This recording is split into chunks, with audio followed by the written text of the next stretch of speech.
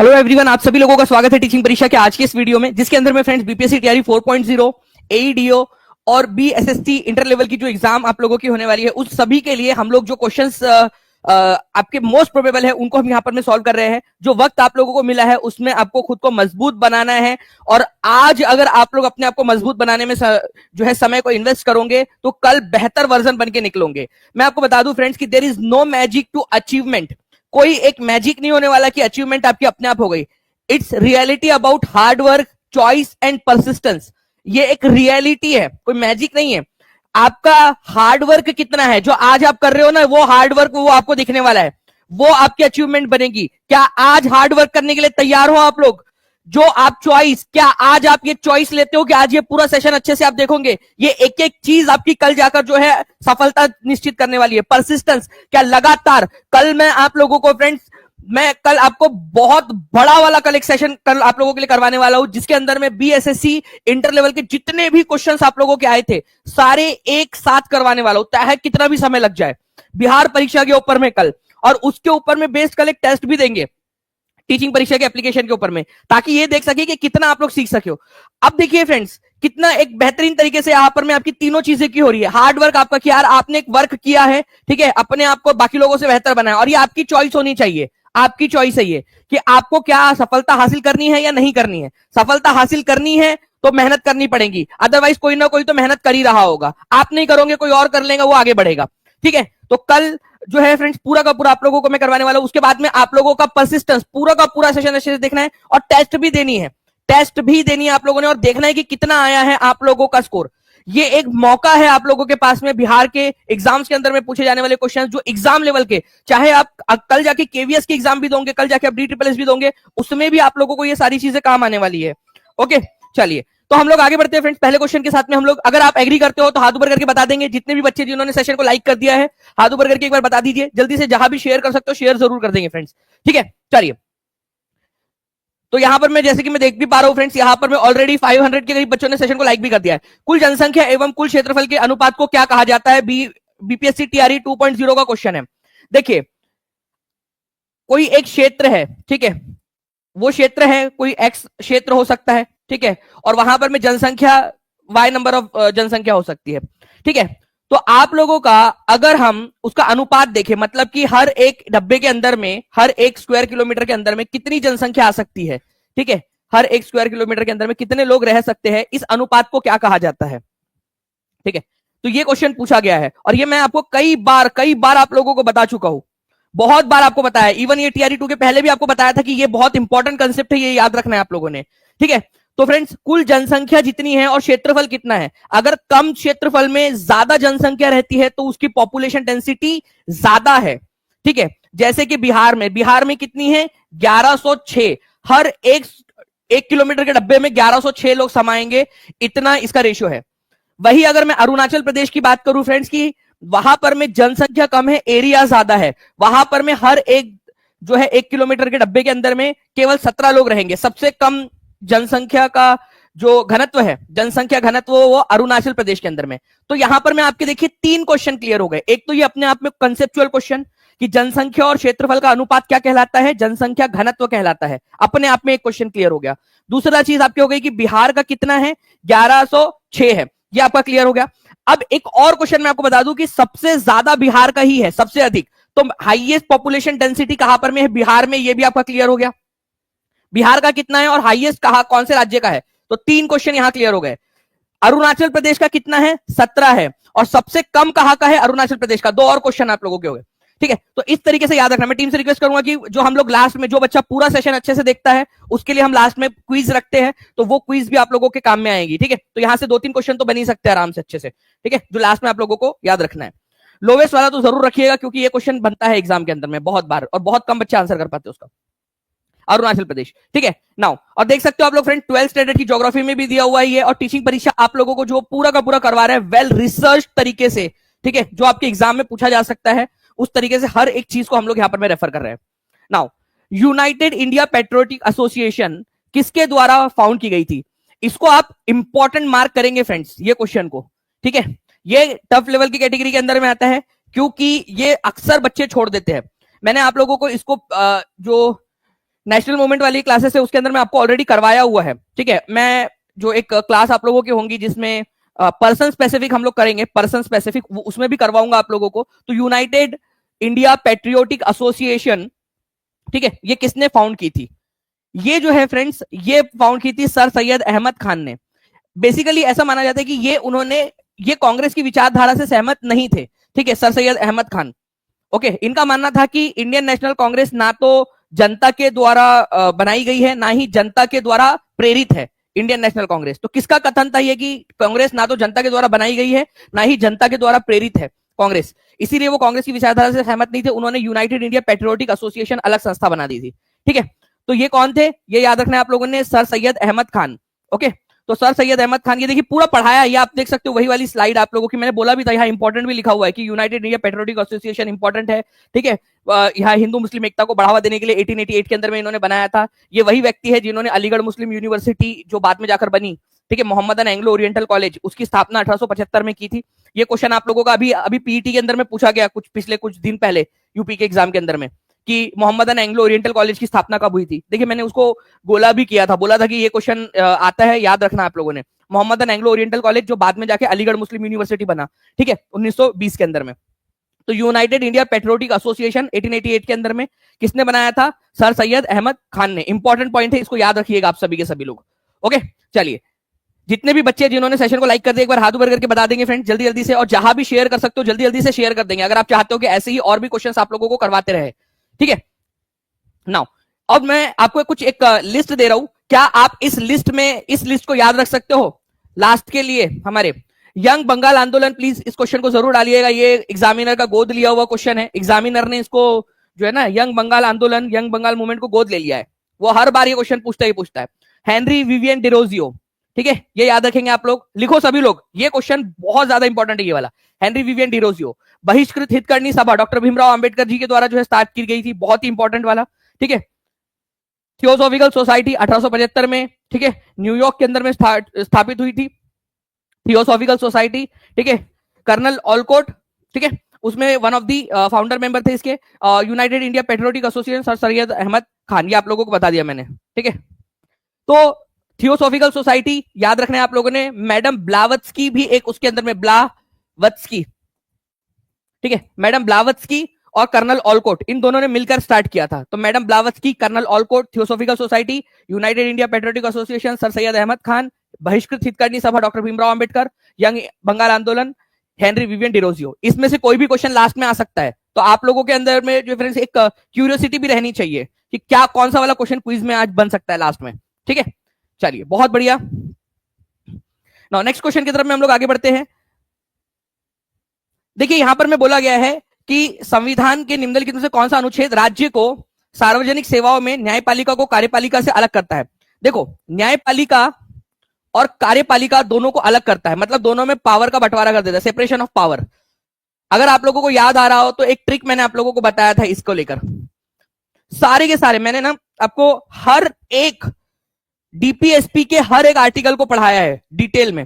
कितने लोगों ने पढ़ा है वो हाथ ऊपर कर दीजिए। अगर देखो यूट्यूब के ऊपर में भी अवेलेबल होगा, कई सारी जगह पे आप पढ़ सकते हो, ठीक है, और ऐप के अंदर में भी अवेलेबल है। ऐप में स्ट्रक्चर्ड तरीके से सारा का सारा अवेलेबल है आप लोगों के लिए, ताकि आप लोग बेहतर तरीके से एक वही के वही पढ़ ले और उसको क्विज भी कर ले। तो आप लोगों की चॉइस है फिर आप किस तरीके से करना चाहते हो उसको, ठीक है। तो न्यायपालिका और कार्यपालिका मैंने बोला था 50-50 पावर का बंटवारा, 50-50। आप लोगों के घर में मान लीजिए कि जो है कुछ चॉकलेट्स लेकर आए आपके पापा ने, ठीक है, तो क्या करेंगे वो 50-50, दो बच्चे तो दोनों में बांट देंगे, 50-50 बांट दिया। तो ऐसे याद रखने के लिए जैसे मैंने आपको बताया था बंटवारा हो रहा है, 50-50 कर दिया। तो आर्टिकल नंबर 50 जो है ये क्या कर रहा है, ठीक है, पावर का सेपरेशन ऑफ पावर कर रहा है। बहुत ही इंपॉर्टेंट क्वेश्चन है, एग्जाम के अंदर में ये पूछ सकते हैं आप लोगों से, तो प्लीज इस पर्टिकुलर पॉइंट को आप लोग याद रखिएगा, ठीक है। सेपरेशन ऑफ पावर एग्जाम के अंदर में बहुत ज्यादा इंपॉर्टेंट क्वेश्चन है, ठीक है। मैं आप लोगों को जो है फ्रेंड्स आपको बता दूं कि हर एक आर्टिकल इसमें से इंपॉर्टेंट है। कुछ इंपॉर्टेंट वाले आर्टिकल्स आपको बता देता हूं। आर्टिकल नंबर 40 कल जो है बीएसएससी के ओरिजिनल क्वेश्चंस में करवाने वाला हूं। ओरिजिनल क्वेश्चंस, कितने लोग एक्साइटेड है कल सारे ओरिजिनल क्वेश्चंस आपके बीएसएससी इंटर लेवल की जो एग्जाम में पूछे गए थे वो करने के लिए, ठीक है। अगर तैयार हो तो हाथ ऊपर करके बता देंगे। आर्टिकल नंबर 40, ग्राम पंचायतों का गठन करने की कोशिश करेंगी सरकार, ठीक है। आर्टिकल नंबर 41 जो है फ्रेंड्स काम शिक्षा और सार्वजनिक सहायता का अधिकार यहां पर में देता है, ठीक है। आर्टिकल नंबर 48 मैंने आपको बताया था कि 4 बकरी थी 8 बकरियां, नहीं 4 बकरे बकरियां थी 8 बकरे बकरियां हो गई, ठीक है। 4 बीज थे 8 बीज हो गए आपके, कृषि मतलब कृषि और पशुपालन, ठीक है। बकरी बकरी होंगी तो कैसा होगा, बकरा बकरा भी होगा तो कैसा होगा, बकरे बकरियां थी, ठीक है। तो कृषि और पशुपालन का संगठन जो है फ्रेंड्स आप लोगों को आर्टिकल नंबर 48, आर्टिकल नंबर 49 के अंदर में स्मारकों और प्राकृतिक महत्व जो है वो उसको बचाना था, आप लोगों ने ट्रिक बताई थी, ठीक है। फिर कार्यपालिका और न्यायपालिका के बीच में पृथक्करण पावर का, और भाई 51 साल के जब हो जाते तो लगता है कि अब शांति के साथ में रहना है, ठीक है। शांति के पति की मृत्यु हो गई, शांति के मतलब समझ गया आप लोग, ठीक है। चलिए, अंतरराष्ट्रीय सुरक्षा और शांति वो फिर कभी वापस से बताऊंगा, आप लोग पुराना लेक्चर एक बार देख सकते हो, उसमें पूरा मैंने बताया आपको। बिहार एसएससी इंटर लेवल की जो है फ्रेंड्स, उसके अंदर में जीके जीएस पूरा का पूरा बिहार स्पेशल जितने भी क्वेश्चन है आपके सारे के सारे इंपॉर्टेंट आपके ओरिजिनल, ठीक है, पीवाईक्यूज एक ही बार में कल कवर करने वाला हूं मैं 2 बजे, ठीक है, बिहार परीक्षा चैनल पर। तो जिन बच्चों ने बिहार परीक्षा चैनल को जो है, ठीक है, सब्सक्राइब नहीं किया चैनल को सब्सक्राइब कर लेंगे और जाकर उस सेशन को लाइक और नोटिफाई मी का बटन दबा देना है आप लोगों ने, ताकि कल आपको जो है जैसी क्लास स्टार्ट हो तब आपको मिल जाए वहां पर में, ठीक है। तो अगर रेडी हो तो हाथ ऊपर करके बता देंगे, मुझे यहाँ पर में दिख भी जाएगा कि चैट रेट के अंदर में कि कितने बच्चे एक्साइटेड है कल की क्लास के लिए, ताकि मैं उस और ज्यादा मेहनत हम लोग जो है रात भर आप लोगों के लिए करें और ज्यादा बेहतर कंटेंट आप लोगों के लिए प्रोवाइड कर सके, ठीक है। और कल टीचिंग परीक्षा के एप्लीकेशन के अंदर में आप लोगों को उसके ऊपर में टेस्ट भी मिल जाएंगे उसमें, ओके। जो बच्चा पूरा लाइव देखेगा उसके लिए टेस्ट रहेंगी, लाइव टेस्ट रहेंगी, ताकि हम लोग ये देख सके कि लाइव टेस्ट के बाद में बच्चों ने एकदम से तुरंत जाकर कितने बच्चों ने कितना स्कोर लेकर आया। नाउ अब देखिए यहां पर में एक क्वेश्चन है, यूपी एलटी ग्रेड टीचर के अंदर में पूछा गया, कुल जनसंख्या और कृषि योग्य भूमि के बीच में अनुपात को क्या कहते हैं। मान लीजिए कि एक पूरी नंबर ऑफ जनसंख्या है, ठीक है, और यहां पर में कृषि योग्य भूमि है, तो उसको क्या कहा जाएगा। देखिए आपको पता है कि अगर मान लीजिए कि पॉपुलेशन और क्षेत्रफल का अनुपात अगर दिया होता, पूरा का पूरा क्षेत्रफल दिया होता, उसको पॉपुलेशन डेंसिटी बोल रहे थे हम लोग, ठीक है। वैसे ही यहां पर मैं पॉपुलेशन और एग्रीकल्चर, मतलब कि इतनी भूमि जिसमें एग्रीकल्चर कर सकते हैं, पूरी की पूरी जमीन नहीं ली हमने, यहां पर में हमने उतनी ही भूमि ली जिसमें एग्रीकल्चर किया जा सकता है या एग्रीकल्चरल एक्टिविटी की जा सकती है, तो उसको एग्रीकल्चरल डेंसिटी बोला जाता है, ठीक है, एग्रीकल्चरल डेंसिटी। तो कभी भी अगर ये क्वेश्चन आपसे आ जाए कि भाई कुल जनसंख्या, जितनी भी जनसंख्या वहां उस क्षेत्र में रहती है, उस राज्य की मान लेते हैं या उस शहर की मान लेते हैं, अलग अलग पैरामीटर्स हो सकते हैं, जितनी भी जनसंख्या है और उस एरिया में जितने एरिया का जनसंख्या हमने ली है, उस एरिया में जितनी कृषि योग्य भूमि है उसका अनुपात अगर हम लोग ले रहे हैं तो एग्रीकल्चरल डेंसिटी उसको कहा जाता है, ठीक है। इसको प्लीज याद रख लीजिएगा आप लोग, इंपॉर्टेंट है, एग्जाम के अंदर में आप लोगों से पूछ सकते हैं, ठीक है। चलो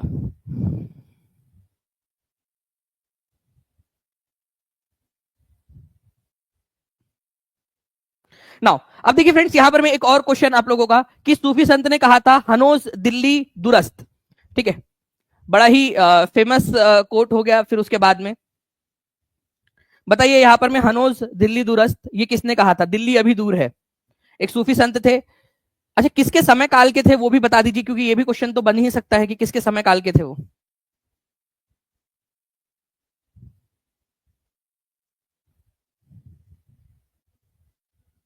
जी तो देखिए फ्रेंड्स, अगर हम लोग बात करेंगे हनोज दिल्ली दुरस्त, ये शेख निजामुद्दीन औलिया ने कहा था, और ये कहा था मोहम्मद बिन तुगलक के समय काल के अंदर में। मोहम्मद बिन तुगलक जो था, ठीक है, मोहम्मद बिन तुगलक और निजामुद्दीन औलिया, इनके बीच में बहुत सारे विचारधाराओं को लेकर अनबन थी, ठीक है।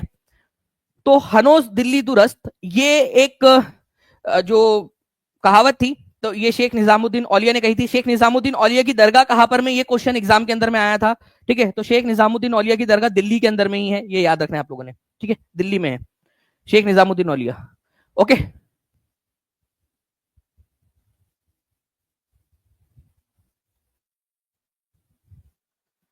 ओके तो शेख निजामुद्दीन औलिया इन्होंने हनोज दिल्ली दुरस्त ये एक जो है कथन कहा था मोहम्मद बिन तुगलक के समय काल के अंदर में। तो आंसर डायरेक्टली आप लोगों से पूछा जा सकता है, तो प्लीज इसको याद रखिएगा आप लोग, क्वेश्चन एग्जाम के अंदर में आता है ये वाला। नाउ नेक्स्ट क्वेश्चन के अंदर में आगे बढ़ते हैं हम लोग। भारतीय संविधान की प्रस्तावना ब्लैंक द्वारा प्रस्तुत उद्देश्य प्रस्ताव पर आधारित है।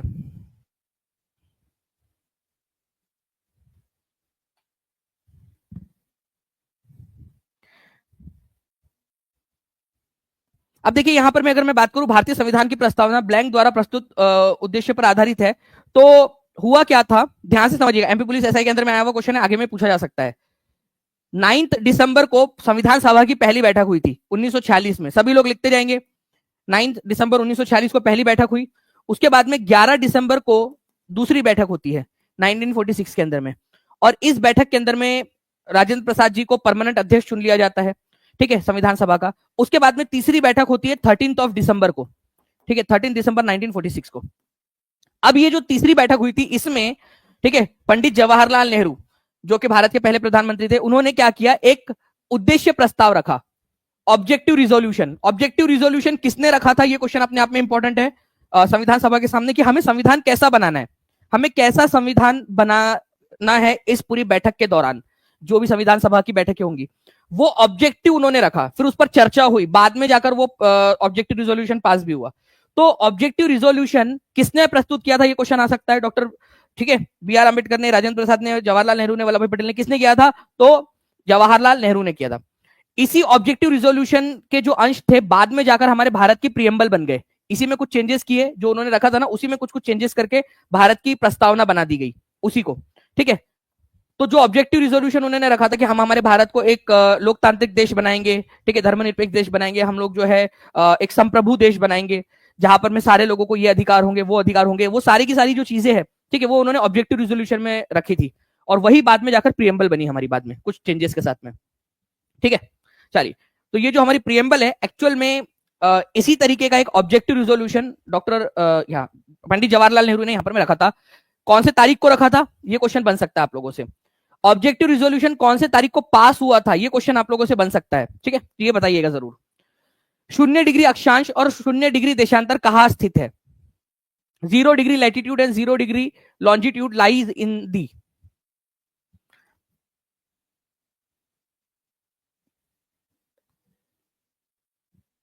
बेसिकली यहां पर मैं वो पूछना चाह रहा है कहां पर में इंटरसेक्शन होता है उनका, ये एग्जाम में आया हुआ, टीआरई 1 में आया हुआ क्वेश्चन है, ठीक है। 0 डिग्री लैटिट्यूड भी वहां पर में मौजूद है और 0 डिग्री लॉन्जिट्यूड भी है। तो 0 डिग्री लॉन्जिट्यूड आप लोगों को पता है कि अटलांटिक महासागर में से जाता है, अटलांटिक महासागर में से, अभी मैप में दिखा भी दूंगा आपको, ठीक है। और 0 डिग्री लैटिट्यूड तो सारे ही इसमें से जाता है, सारे महाद्वीपों में से, सारे महासागरों में से। तो यहाँ पर मैं इनका इंटरसेक्शन जहां पर में हो रहा है, बेसिकली उसकी बात कर रही है। तो अटलांटिक महासागर जो है फ्रेंड्स, उसके अंदर में बात हो रही है, ये आप देखिए। 0 डिग्री लॉन्जिट्यूड या देशांतर जो है वो सेमी सर्कुलर जो है इमेजिनरी लाइंस है, सेमी सर्कुलर इमेजिनरी लाइंस, जो 0 डिग्री जो आपका पोल है हमारा, नॉर्थ पोल से साउथ पोल तक सेमी सर्कल्स बनाते हैं। 0 डिग्री, 1 डिग्री ईस्ट, ठीक है, 2 डिग्री ईस्ट, इस तरीके से, फिर 1 डिग्री वेस्ट, 2 डिग्री वेस्ट, ठीक है, 90 डिग्री वेस्ट, इस तरीके से। और सर्कुलर जो हमारे रेखाएं हैं उनको कहा जाता है लैटिट्यूड्स, अक्षांश, ठीक है। तो ये जो दो प्रकार की इमेजिनरी लाइंस है हमारी, 0 डिग्री लैटिट्यूड और 0 डिग्री लॉन्जिट्यूड, 0 डिग्री देशांतर और 0 डिग्री अक्षांश, इनका मिलन कहां पर में होता है? अटलांटिक ओशन में होता है, ठीक है, ये आप लोगों ने याद रखना है, अटलांटिक ओशन में, अफ्रीका के वेस्ट साइड में। तो आंसर इसका क्या हो जाएगा, आप लोग लगाइए, और एग्जाम के अंदर में आया हुआ क्वेश्चन है ये। चलिए, 1000 लाइक से हम लोग बहुत ज्यादा पास में पहुंच चुके हैं, जल्दी जल्दी से सेशन को लाइक एंड शेयर कर देंगे, ठीक है, जल्दी से बताइए। गुड, तो अटलांटिक ओशन इसका आंसर हो जाएगा। अब अगले बार से कभी भी क्वेश्चन आता है तो याद रहेगा आप लोगों को, ऑलरेडी आ चुका है एग्जाम के अंदर में, कभी भी आ सकता है वापस से, तो इसको याद रखिएगा आप सभी। नाउ, किस गुप्त शासक का भिंतरी स्तंभ शिलालेख पुष्यमित्रों के साथ में उसकी लड़ाई का वर्णन करता है? ठीक है,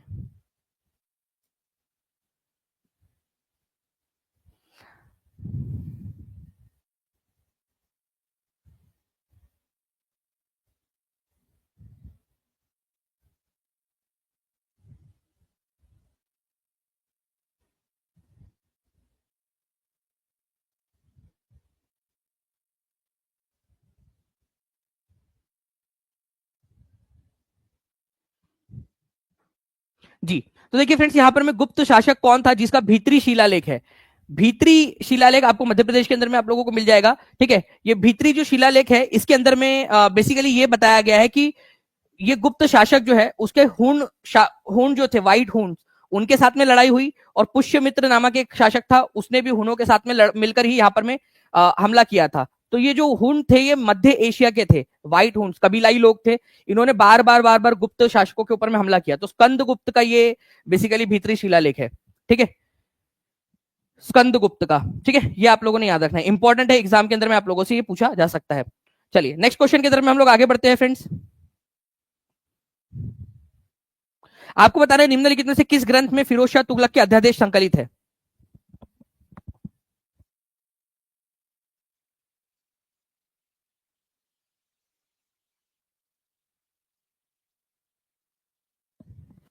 निम्नलिखित में से किस ग्रंथ में फिरोज शाह तुगलक के अध्यादेश संकलित है? Firoz Shah Tughlaq.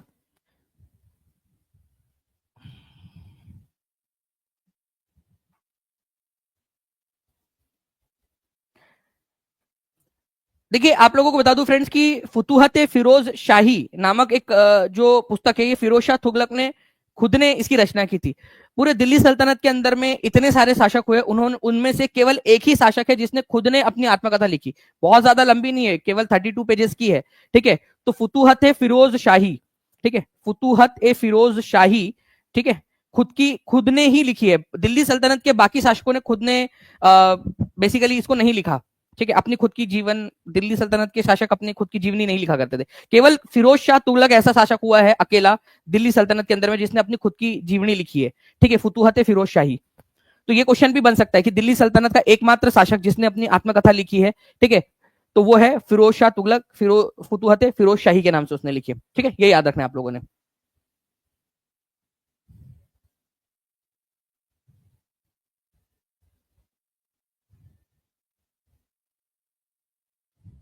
Now next question की तरफ में हम लोग आगे बढ़ते हैं फ्रेंड्स। आपको बताना है कि दामोदर नदी परियोजना या दामोदर घाटी परियोजना जो है किन राज्यों को लाभान्वित करती है आज के समय में।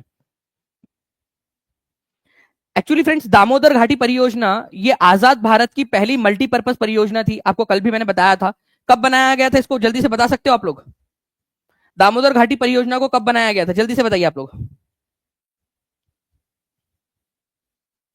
दामोदर घाटी परियोजना, ठीक है, ये आप लोग याद रखिएगा कि 1948 के अंदर में स्टार्ट हुई थी। 7 जुलाई 1948 को दामोदर घाटी जो जो आपका कमीशन है, ठीक है, उसका भी गठन हुआ था। ठीक है, दामोदर वैली कमीशन, जिस जो कि पूरे इस परियोजना को संचालित करता है। आपको बता दूं फ्रेंड्स कि दामोदर घाटी परियोजना जो है ना, ये बहुत ही इंपॉर्टेंट वाली परियोजना है आप लोगों की। इसके अंदर में एक चीज याद रखिएगा आप लोग की, बहुत ज्यादा बाढ़ आती थी दामोदर नदी और उसकी सहायक नदियों के अंदर में। बहुत बार बाढ़ आई है, मतलब 1823 के अंदर में, 1848 में, 1856 में, 1859 के अंदर में, 1863 में, 1882 में, 1890 के अंदर में, ठीक है, 98 के अंदर में, 1901 के अंदर में भी बहुत खतरनाक वाली बाढ़ आई थी। ठीक है, और जब बाढ़ आई 1943 के अंदर में, 1935, 1923, 1935 में भी आई थी, 1943 में जब बाढ़ आई, 1943 के अंदर में जब बाढ़ आई थी, तब जो है हमारे भारत सरकार की उस समय में जो अंग्रेजों की सरकार थी, उन्होंने ये प्लान जो है तैयार करने का निर्णय लिया कि हमें जो ये दामोदर नदी है उसके ऊपर में कोई ना कोई परियोजना बनानी पड़ेगी। और फिर बाद में ये डिसाइड किया गया कि भाई टेनेसी जो रिवर है यूएस के अंदर में, उसके ऊपर में जिस प्रकार से बाढ़ आती थी और उन्होंने उसके ऊपर में मल्टीपर्पज परियोजना बनाई, वैसे ही हमें भी बनानी चाहिए।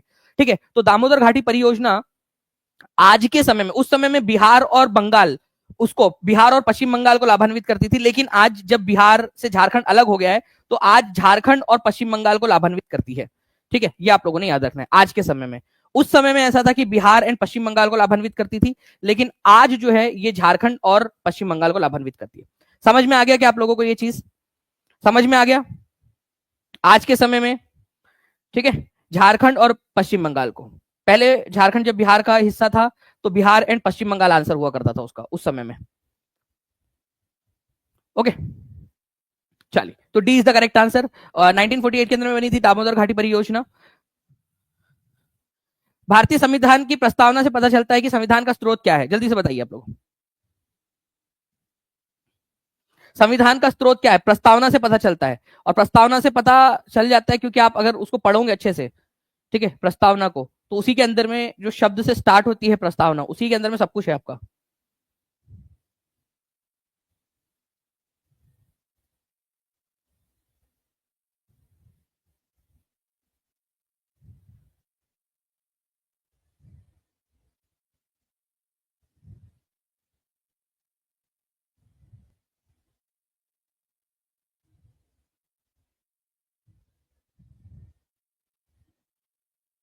चलिए, तो फ्रेंड्स यहां पर मैं देखिए, अगर हम लोग प्रस्तावना को पढ़ेंगे तो यहां पर में आता है कि हम भारत के लोग, ठीक है, we the people of India, ठीक है, हम भारत के लोग भारत को एक संपूर्ण, ठीक है, प्रभुत्व संपन्न समाजवादी पंथ निरपेक्ष लोकतंत्रात्मक गणराज्य बनाने के लिए तथा उसके समस्त नागरिकों को सामाजिक आर्थिक और राजनीतिक न्याय, ये सारी चीजें हम लोग देंगे। कौन देंगे? हम भारत के लोग जो है वो देंगे। तो ये संविधान का स्रोत क्या है? हम लोग है, हम भारत के लोग जो है वो इसका स्रोत है, ठीक है। तो we the people of India, और ये DSSB TGT मैथ्स फीमेल के शिफ्ट के अंदर में क्वेश्चन पूछा भी गया था आप लोगों का। ओके, तो ये इसको याद रखिएगा आप लोग। आप लोगों को जो है फ्रेंड्स पूरे के पूरे जो PYQs है वो टीचिंग परीक्षा के एप्लीकेशन पे प्रोवाइड भी करवा दिए हैं। कितने लोगों ने देख लिया है और कौन है जिन्होंने अभी तक देखा नहीं है जाकर? ठीक है, टीचिंग परीक्षा के एप्लीकेशन पर आप लोग फ्री कंटेंट में जाकर देखोगे तो बहुत सारे हमने PYQs आपको ऑलरेडी प्रोवाइड करवा चुके हैं वहां पर, ठीक है। इसके अलावा AEDO के अंदर में आप लोगों को मैं अब एक सरप्राइज भी देने वाला हूं। उसमें अंदर में AEDO के पेड कोर्स के अंदर में कुछ अब टॉपिक वाइज बहुत सारे जो है फ्रेंड्स क्वेश्चंस आज या फिर कल सुबह तक आप लोगों को, क्योंकि रात भर बैठ के मैं पूरा उस पर काम करूंगा, ठीक है, और वो सारे के सारे आप लोगों के लिए अपलोड कर दूंगा। उसमें टॉपिक वाइज करीब करीब 40,000 क्वेश्चंस आप लोगों को कल सुबह तक मिल जाएंगे AEDO के कोर्स के अंदर में भी, ठीक है। टॉपिक वाइज जो आप लोगों का बेसिकली उसमें टॉपिक जो है मैथ्स और इसके एप्टीट्यूड के बहुत सारे क्वेश्चंस आप लोगों के अलग प्रकार के पूछे जाने की संभावना है, तो वो सारे के सारे टॉपिक वाइज भी डाल देंगे उसमें। भारत में चंद्र और भागा नदियां किस क्षेत्र से बहती है ये आपको बताना है। चंद्र और भागा, देखिए चंद्र और भागा ये दो नदियां जो है ये मिलकर कौन सी नदी बनाती है? चंद्र और भागा मिलकर कौन सी नदी बनाती है, ये भी क्वेश्चन बन सकता है। बताइए जल्दी से।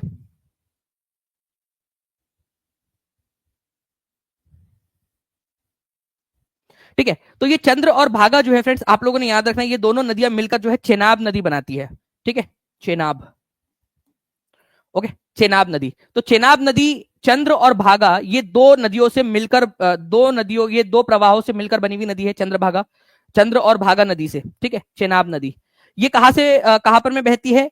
यहां पर में लाहुल नाम की एक जगह है, ठीक है, लाहुल और स्पीति का नाम आप लोगों ने सुना होगा, लाहुल स्पीति, ठीक है। तो लाहुल और स्पीति अलग अलग जगह है। तो लाहुल जो है यहां पर में, ठीक है, लाहुल वैली हिमाचल प्रदेश में, यहां से ये नदियां बहती है, और यहां पर में ही ये थोड़े दूर बहने के बाद में ये नदी जो है चेनाब बन जाती है, दोनों आपस में मिलकर। ये यहां पर में आप लोग देख पाओगे, ठीक है, ये इधर साइड में, यहां पर में हिमाचल प्रदेश है, ठीक है, चंद्र और भागा नदियां इस तरीके से निकलती है। लाहुल, ये लाहुल एरिया है, लाहुल एरिया हिमाचल प्रदेश का, यहां पर में ये दोनों मिल जाती है और फिर चेनाब नदी बन जाती है, ये इस तरीके से चेनाब नदी जो पाकिस्तान में भी जाती है, ठीक है। ओके, तो चंद्र और भागा मिलकर चेनाब नदी बनाती है। लाहुल एरिया ऑफ हिमाचल प्रदेश, यहां से ये बहती है। 66वीं BPSC की री एग्जाम का क्वेश्चन है ये। तो अगर ये क्वेश्चन एग्जाम में वापस से आ जाए तो क्या अब आप लोग आंसर कर पाओगे, हाँ या ना? जल्दी से कमेंट करके बताइए जल्दी से मुझे। अगर ये क्वेश्चन फिर से आ जाए तो क्या आप लोग कर दोगे आंसर? चलिए, thank you very much friends. 1100 से भी ज्यादा लाइक्स आप लोगों ने कर दिए। जिन बच्चों ने लाइक कर दिया वो लोग भी हाथ ऊपर कर देंगे, क्योंकि ये वो बच्चे हैं जिन्होंने एनर्जी दी है इस सेशन को, ठीक है। तो प्लीज ये क्वेश्चन रिपीट हो सकता है। मैं आपको बता दूं कि कल मैं आप लोगों को BSSC इंटर लेवल की जो एग्जाम है उसके सारे क्वेश्चन कराने वाला हूं। प्लीज एक बार टीम लगा दीजिएगा उसको भी, और आज ही जाकर आप उस सेशन को लाइक करके नोटिफाई मी का बटन दबा देना, और वहां लिख भी देना है कमेंट के अंदर में कि जी सर बिल्कुल आ जाएंगे करके कल, ठीक है। जितने ज्यादा बच्चे रहेंगे उतना ज्यादा अच्छे से मैं आपको करवा पाऊंगा, और जो बच्चा पूरा सेशन देखेगा लाइव उसको लाइव एक टेस्ट मिलेंगे। केवल जो है फ्रेंड्स आधे घंटे के लिए जो है वो टेस्ट ओपन रहेंगी, और जो बच्चा लाइव देखेगा वही बच्चा उस टेस्ट को दे पाएगा कल, ठीक है। यह आप देख भी पा रहे हो, कल बिहार परीक्षा के ऊपर में वो क्लास होने वाली है, तो लाइव देखना है आपने, और लाइव उसके फिर जाके तुरंत जाके टेस्ट देनी है, ठीक है। केवल आधे घंटे के लिए वो ओपन रहेंगी टेस्ट, और उसमें हम देखेंगे कि जितने बच्चों ने देखा है उस सेशन को उसमें से कितने बच्चे सही में जो है उन क्वेश्चंस को कर पा रहे थे। ओके, भारत में गंगा नदी बेसिन का जल ग्रहण क्षेत्र सबसे बड़ा है। अब देखिए ये क्वेश्चन को आप very very very important mark करेंगे सभी के सभी बच्चे। एक भी बच्चा इस क्वेश्चन को बिल्कुल नहीं छोड़ेगा, प्लीज ध्यान से समझिए आप सभी के सभी लोग। भारत में सबसे बड़ा जल ग्रहण क्षेत्र रिवराइन बेसिन कौन सा है? मैं फिर से बता रहा हूं, इससे ज्यादा मैं यहां पर मैं आप लोगों को स्ट्रेस नहीं दे सकता कि ये कितना इंपॉर्टेंट क्वेश्चन है। गंगा नदी का जल बेसिन मतलब कि जिस एरिया से गंगा नदी और उसकी सहायक नदियां बहती है वो जो एरिया होता है उसको रिवर बेसिन बोला जाता है। तो भारत में सबसे बड़ा रिवर बेसिन जो है वो किसका है? तो गंगा नदी का है, ठीक है, ये आपको याद रखना है। इसके बाद घटते क्रम में सही क्रम लगाना है आप लोगों ने। भारत के अंदर में जो है क्रम उसके अनुसार आपने जो है घटते क्रम में लगाना है, ठीक है।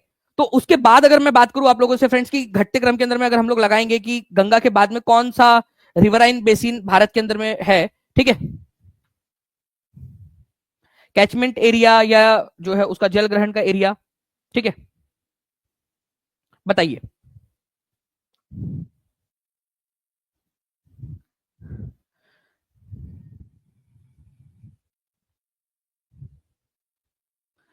चलिए, तो देखिए फ्रेंड्स, आप लोगों के यहाँ पर में आंसर्स आ रहे हैं, ये एग्जाम में आया हुआ क्वेश्चन है आप लोगों का। डायरेक्टली आपको बता दूं फ्रेंड्स कि सिंधु नदी जो है, सिंधु नदी, अब अकेले आप लोगों को लगेगा सर सिंधु नदी तो इतनी बड़ी है ही नहीं हमारे भारत के अंदर में।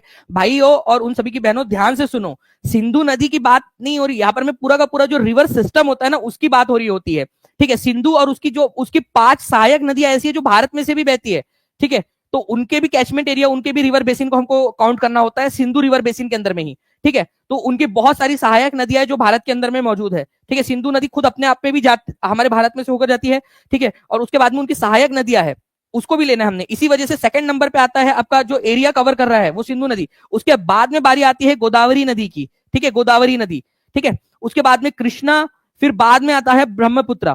प्लीज इसको एक बार लिख देंगे सभी के सभी लोग, कैचमेंट एरिया या फिर आप लोग जो है रिवराइन बेसिन जो है इसको लिख लीजिए। सबसे बड़ा बेसिन या सबसे बड़ा एरिया जो नदियां कवर करती है, ठीक है, उनमें सबसे ज्यादा गंगा नदी का है। सबसे पहले नंबर पे गंगा नदी है, उसके बाद में सिंधु नदी आती है, उसके बाद में गोदावरी, कृष्णा, ब्रह्मपुत्र। जो एरिया ये नदी और इनकी सहायक नदियां मिलकर जो कवर कर रही है वो वाली बात कर रहे हैं हम लोग यहां पर में, ठीक है। तो नदियां और उनकी सहायक नदी और उनकी सहायक नदी मिलकर जो कर रही होती है उसको यहां पर में माना जाता है।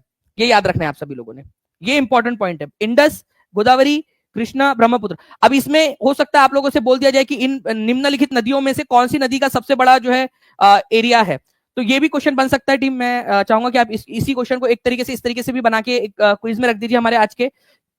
मैं बता रहा हूं एग्जामिनर कैसे सोच सकता है, ये ऑप्शन दे सकता है, बोल सकता है कि भाई बताइए कि इनमें से सबसे बड़ा रिवर, अभी आई थिंक शायद से कुछ दिन पहले एक क्वेश्चन एग्जाम में आया भी है, कुछ दिन 4-5 दिन पहले की एग्जाम हुई थी, उसके अंदर में क्वेश्चन आया भी कि कौन सी नदी का जो है रिवर बेसिन सबसे बड़ा है इनमें से। तो उसका आंसर गोदावरी था, क्योंकि उसमें सिंधु दिया नहीं था, इसी वजह से, ठीक है। तो ये पूरा का पूरा जो है फ्रेंड्स आप यहां पर में देख सकते हो, पूरा यहां पर में ये जो टेबल है ये आप लोगों को मिल जाएगा। निम्नलिखित में से कौन भूमध्य सागर से भारत के उत्तर पश्चिमी भाग की ओर बहती है? ध्यान से समझिएगा आप लोग, ये बिहार शिक्षक भर्ती टीआरई 2.0 के अंदर में आया हुआ क्वेश्चन है। भूमध्य सागर से जो है ये हवाएं उत्पन्न होती है और भारत के उत्तर पश्चिमी भाग में बहती है, ठीक है। उत्तर पश्चिमी भाग मतलब ये वाले भाग के अंदर में, ओके। तो भूमध्य सागर कहां पर में, ध्यान से समझिए आप लोग, ये है, ठीक है, आपका भूमध्य सागर, ठीक है, कैस्पियन सी, ठीक है, ये सारा आपको इधर साइड में मिल जाएगा। तो भूमध्य सागर के ऊपर में, ठीक है, ये भूमध्य सागर जो है यहां पर में आपको,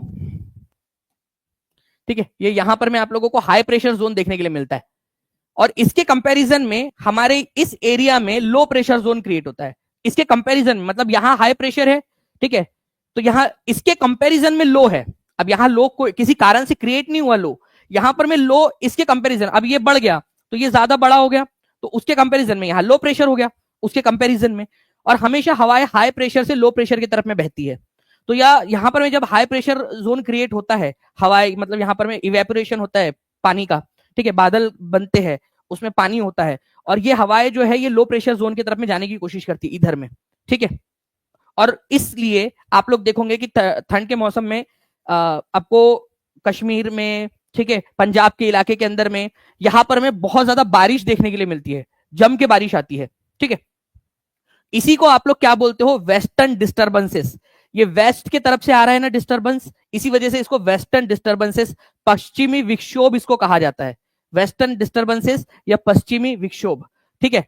तो वेस्टर्न डिस्टर्बेंसेस इसको कहा जाता है। भूमध्य सागर पश्चिम की तरफ में है, वहां से ये हाई प्रेशर जोन क्रिएट होता है भारत में, उसके कंपैरिजन में उत्तर पश्चिम भारत के अंदर में लो प्रेशर, उसके कंपैरिजन में लो प्रेशर होता है। इसी वजह से हाई प्रेशर से लो प्रेशर की तरफ में हवाएं बहने लगती है, और ये पश्चिम की तरफ से आ रही होती है ये हवाएं, इसी वजह से इस बारिश को हम वेस्टर्न डिस्टर्बेंसेस कहते हैं, ठीक है। ये आप लोगों ने याद रखना है, क्या कहा जाता है इसको, वेस्टर्न डिस्टर्बेंसेस। ये देखिए मेडिटेरियन सी है, यहां से मेडिटेरियन सी से कैस्पियन सी से होते हुए इधर में आकर ये इस जगह पे आके भारत में, उत्तर पश्चिमी भारत के अंदर में, ठीक है, ठंड के मौसम में बारिश जो है वो क्रिएट करता है, ठीक है। वेस्टर्न डिस्टर्बेंसेस इसको कहा जाता है, ठीक है, वेस्टर्न डिस्टर्बेंसेस, पश्चिमी विक्षोभ, ओके। चलिए नाउ नेक्स्ट क्वेश्चन है जो है फ्रेंड्स आप लोगों का, देखिए यहाँ पर मैं बिहार एस्टेट टीजीटी के अंदर में आया हुआ क्वेश्चन और बिहार डीएलएड के अंदर में भी आया हुआ है क्वेश्चन। ठीक है, खनिज और जीवाश्म ईंधन, ठीक है, गैर नवीकरणीय संसाधनों के उदाहरण है जिनके निर्माण में कितना समय लगता है। देखो खनिज जो है, चाहे आपके ग्राफाइट हो, कोल हो, ठीक है, या फिर आपके जीवाश्म ईंधन में आप लोगों के हो जाए जैसे पेट्रोल है, डीजल है, ठीक है, ये सारा पेट्रोलियम प्रोडक्ट हो जाए आपका, ये सब जो है इनको बनने में कितना समय लगता है। ये गैर नवीकरणीय है। गैर नवीकरणीय मतलब इनको आप वापस से बना नहीं सकते कम समय में, बहुत लंबा समय लगता है उनको। ठीक है, एक साल में बन जाते हैं क्या ये? नहीं। ठीक है, थाउजेंड्स ईयर्स में बन जाते हैं क्या? नहीं। हंड्रेड्स ऑफ ईयर्स में, कुछ सालों में नहीं, इनको मिलियंस ऑफ ईयर्स लगते हैं। ठीक है, मतलब बहुत लंबा समय लगता है, आप इनको इतने आसानी से नहीं बना सकते। ठीक है, मिलियंस ऑफ ईयर्स का समय लगता है इनको बनने में, ये इंपॉर्टेंट है आप लोगों का। मिलियंस मतलब लाखों सालों का समय लग जाएगा। ठीक है, दसियों लाखों सालों का समय लग जाता है इनको बनने में। ठीक है, तो इसी वजह से इनको गैर नवीकरणीय बोला जाता है, क्योंकि हम लाखों साल तक इंतजार नहीं कर सकते ना कि वापस से ये ईंधन बनेंगे आपके। ओके, तो यहां आप लोगों को याद रखना है कि मिलियंस ऑफ ईयर्स का समय लग जाता है इसी वजह से। ठीक है, आंसर यहां पर मैं आपका ऑप्शन नंबर सी हो जाएगा। एग्जाम के अंदर में आया हुआ क्वेश्चन है ये आप लोगों का। ओके,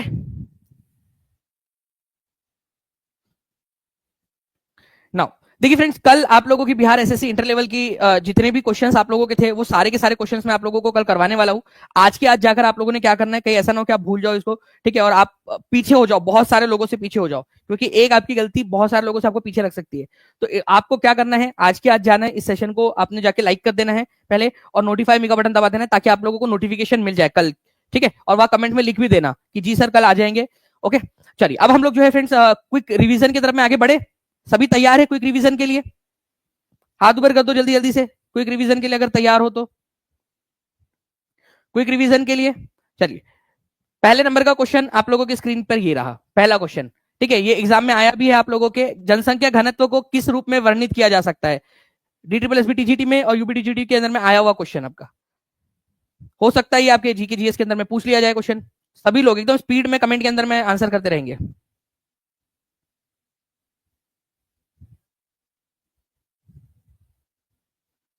बहुत बढ़िया, मैं आप लोगों के चैट रेट भी यहाँ पर मैं देखना चाहूंगा, और सेशन को लाइक एंड शेयर भी जरूर करते रहेंगे आप सभी लोग जी। तो देखिए friends, number of person living, ठीक है, पर स्क्वायर किलोमीटर, ये इसका मतलब होता है कि हर एक स्क्वायर किलोमीटर के डब्बे के अंदर में कितने लोग रहते हैं। एक एक स्क्वायर किलोमीटर का डब्बा अगर हम लोगों ने बना दिया तो उसमें कितने एवरेज, ऑन एन एवरेज कितने लोग रहते हैं, इसको जनसंख्या घनत्व कहा जाता है।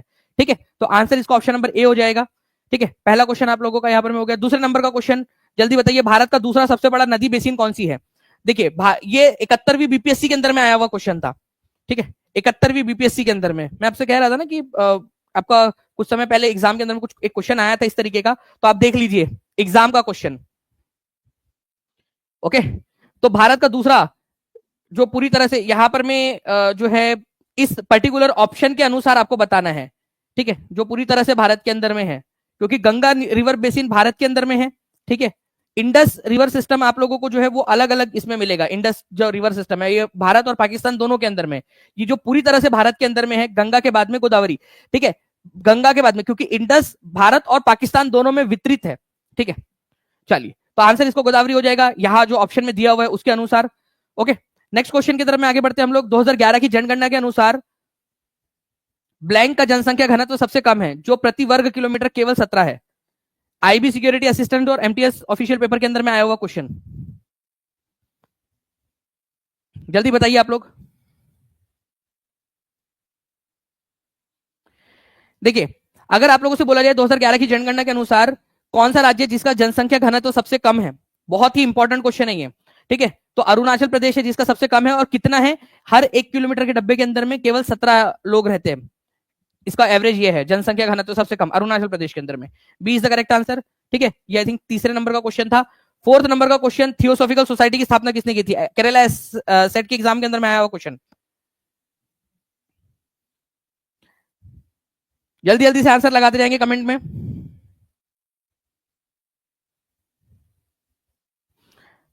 1500 लाइक्स के हम लोग बहुत ज्यादा पास में पहुंच चुके हैं। सेशन को लाइक भी करते रहेंगे जल्दी से आप सभी लोग। चलिए, तो देखिए फ्रेंड, थियोसॉफिकल सोसाइटी की स्थापना जो है वो किसने की थी, अगर ये क्वेश्चन पूछ लिया जाए आप लोगों से, ठीक है, तो मैडम ब्लावस्की और कर्नल ऑलकोट इन्होंने मिलकर की थी, ठीक है, ये याद रखना है आप लोगों ने, मैडम ब्लावस्की और कर्नल ऑलकोट। थियोसॉफिकल सोसाइटी की स्थापना, ठीक है, 1875 के अंदर में न्यूयॉर्क के अंदर में हुई थी, ठीक है, बाद में इसका हेडक्वार्टर शिफ्ट कर दिया गया था मद्रास के अडियार में, ठीक है। चलिए, तो D is the correct answer. Next question की तरफ में आगे बढ़ते हैं। मैडम ब्लावस्की और कर्नल ऑलकोट इन्होंने मिलकर की थी। नेक्स्ट क्वेश्चन आप लोगों का, संविधान का निम्नलिखित में से कौन सा अनुच्छेद राज्य को राज्य की लोक सेवाओं में न्यायपालिका और कार्यपालिका से अलग करने के लिए कदम उठाने का निर्देश देता है? एसएससी स्टेनोग्राफर की एग्जाम में आया हुआ क्वेश्चन सेम। ये 14 था, तो ये 5वां हो जाएगा आपका। 5th नंबर का क्वेश्चन, जल्दी बताइए आप लोग, ठीक है। तो आंसर इसका हो जाएगा आप लोगों का ऑप्शन नंबर डी, 50-50, ठीक है। आर्टिकल नंबर 50 कार्यपालिका और न्यायपालिका को अलग अलग करने की बात करता है, तो D is the correct answer. Next question आपका 6वें नंबर का, प्रसिद्ध सूफी संत जो है संत चिश्ती निजामुद्दीन औलिया का मकबरा किस शहर में स्थित है?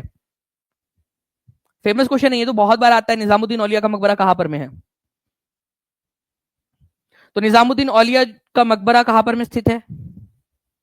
तो दिल्ली के अंदर में है, ठीक है। आपको पता होगा कि निजामुद्दीन जो है औलिया की दरगाह के पास का जो रेलवे स्टेशन है उसका नाम ही निजामुद्दीन रेलवे स्टेशन रख दिया गया है, ठीक है, इनके नाम पर।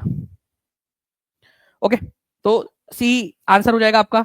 चलिए, 7वें नंबर का क्वेश्चन, 13 दिसंबर 1946 को ब्लैंक ने भारतीय संविधान सभा में उद्देश्य प्रस्ताव पेश किया था। किसने प्रस्तुत किया था उद्देश्य प्रस्ताव?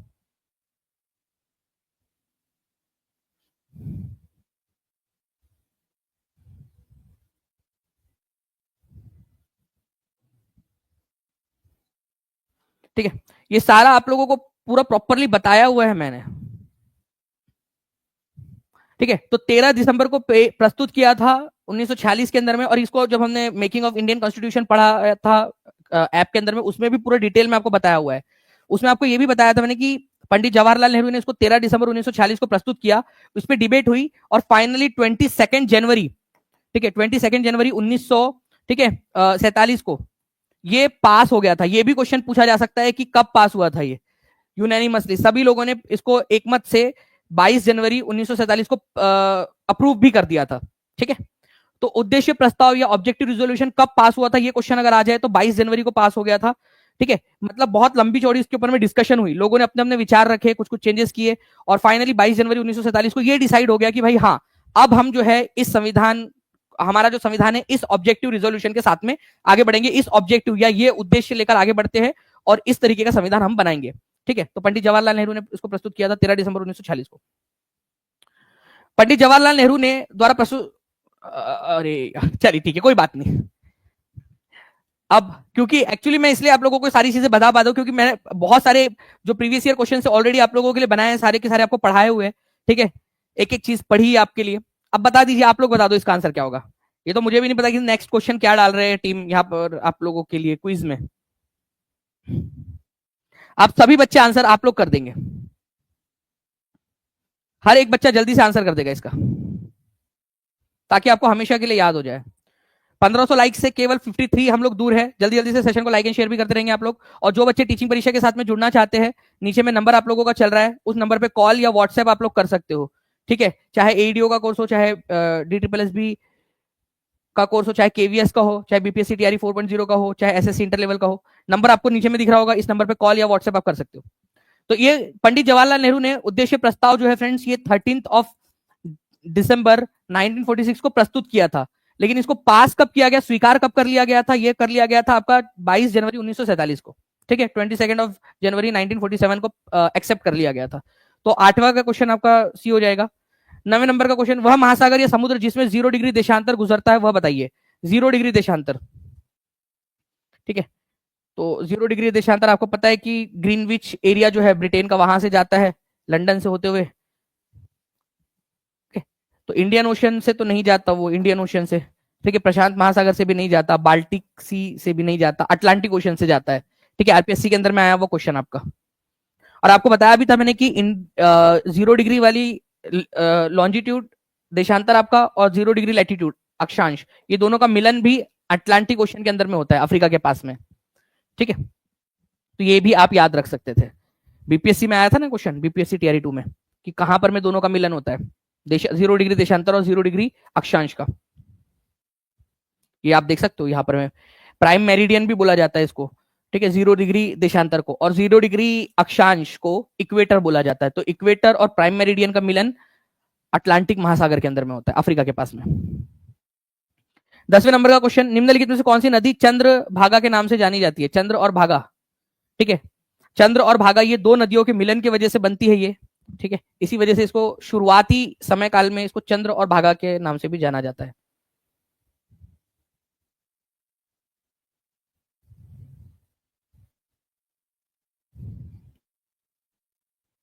बताइए जल्दी जल्दी से इसका आंसर क्या होगा। चलिए, तो निम्नलिखित में से कौन सी नदी चंद्रभागा के नाम से? चेनाब नदी, ठीक है, ये याद रखना आप लोगों ने। और आज जो है फ्रेंड्स आप लोगों के लिए और भी क्वेश्चंस है। भारत में 2011 में सबसे अधिक और सबसे कम जनसंख्या घनत्व वाले राज्य कौन से थे? जल्दी से बताएंगे आप सभी लोग, एकदम स्पीड में, तेजी आप लोगों की बढ़ जानी चाहिए, स्पीड बढ़ जानी चाहिए आंसर करने की, एकदम स्पीड में। चलिए, thank you very much 1500 plus likes के लिए आप सभी लोगों का बहुत बहुत शुक्रिया। आंसर करिए यहाँ पर मैं जल्दी से, सभी लोग आंसर करते जाएंगे कमेंट में। और आप लोग बाद में जब रिवीजन भी करो इस लेक्चर का, तो आप लोग कमेंट में आंसर करते हुए जो है आगे बढ़ते रहिएगा। भारत में 2011 में सबसे अधिक और सबसे कम जनसंख्या, सबसे अधिक जो है जनसंख्या घनत्व है बिहार में, सबसे कम अरुणाचल प्रदेश में। नंबर आप बता सकते हो कि बिहार में कितना है और अरुणाचल प्रदेश के अंदर में कितना है? चलिए, दोनों नंबर आप बता दीजिएगा कमेंट के अंदर में, ठीक है। निम्नलिखित में से किस नदी का बेसिन भारत में सबसे बड़ा है? इनमें से सबसे बड़ा नदी बेसिन कौन सा है भारत के अंदर में? रिवराइन बेसिन भारत में सबसे बड़ा कौन सा है? निर्विवाद रूप से सबसे बड़ा रिवर बेसिन जो है फ्रेंड्स गंगा नदी का है, ये याद रखना है आप लोगों ने। सबसे बड़ा एरिया जो नदी कवर करती है भारत में, अपनी सहायक नदियों के साथ में जो एरिया कवर करती है वो है गंगा नदी, ठीक है।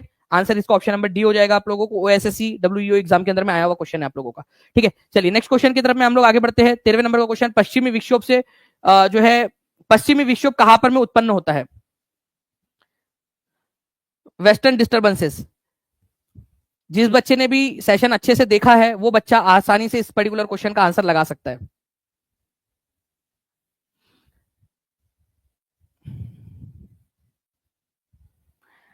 चलिए, तो देखिए पश्चिमी विक्षोभ जो है फ्रेंड्स, ये याद रखना है आप लोगों ने, ये उत्पन्न होता है भूमध्य सागर से, मेडिटेरियन सी से। मेडिटेरियन जो सी है वहां पर में ये उत्पन्न होता है, और यहाँ हाई प्रेशर जोन जनरेट होने की वजह से इसके कंपेरेटिवली यहाँ पर में लो प्रेशर जोन होता है, तो ये हवाएं इधर साइड में आकर यहाँ पर में बारिश बरसाने लगती है, ठीक है। तो ये आप लोगों को याद रखना था, पूरा का पूरा डिटेल में बताया। 13 में से आप लोगों के कितने क्वेश्चन सही हुए हैं ये आप लोग बताएंगे क्विज के अंदर में, कितना आपका स्कोर कितना आया है बताने की कोशिश करिएगा, और एक बार रिवाइज भी जरूर कर लेना ये सारे के सारे क्विज को भी आप लोग, ओके। साथ ही साथ कल आप लोगों की बिहार परीक्षा के ऊपर में, ठीक है, आप लोगों की क्लास है, तो आप सभी के सभी अभी के अभी जाइए, आप लोग आज के आज अभी जाकर सारे के सारे बच्चे, ठीक है, एसएससी इंटर लेवल के सारे क्वेश्चन, ये आपको टीआरई 4 में भी काम आएगा आप लोगों का, आपको डी ट्रिपल एस बी में, आपको केवीएस के अंदर में, आपके एईडीओ में, हर जगह पे काम आने वाला है आप लोगों के ये क्वेश्चन, क्योंकि ये वो क्वेश्चन है आप लोगों के जो एग्जाम के अंदर में पूछे गए हैं, तो सारे ही एग्जाम्स में आपको काम आएंगे, ठीक है। तो ये अच्छे से कर लीजिएगा आप लोग, ये क्वेश्चंस को छोड़ना नहीं है बिल्कुल भी आपने, ओके। उसके तुरंत बाद आधे घंटे के अंदर में, केवल आधे घंटे का स्कोप क्यों दे रहे हम, लंबा समय क्यों नहीं दे रहे? क्योंकि जो बच्चा सीरियस है, जो आगे बढ़ना चाहता है, जिसके अंदर में परसिस्टेंस है, ठीक है, जो हार्डवर्क करना चाहता है, ठीक है, वो बच्चा ही उस टेस्ट को दे पाए इस वजह से। और आपके फिर वो आपकी चॉइस है, जो मैंने आपको आज कोड दिखाया था, फिर वो आपकी चॉइस है कि आप आगे बढ़ना चाहते हो या नहीं, ठीक है। चलिए, चलो थैंक यू वेरी मच, ठीक है। मिलते हैं फ्रेंड्स हम लोग कल बिहार परीक्षा के ऊपर में। बिहार परीक्षा चैनल को सब्सक्राइब भी कर लेना आप सभी लोगों ने, और सेशन को लाइक करके नोटिफाई मी का बटन जरूर दबा देना आप सभी लोगों ने, ठीक है। चलो थैंक यू वेरी मच, जय हिंद।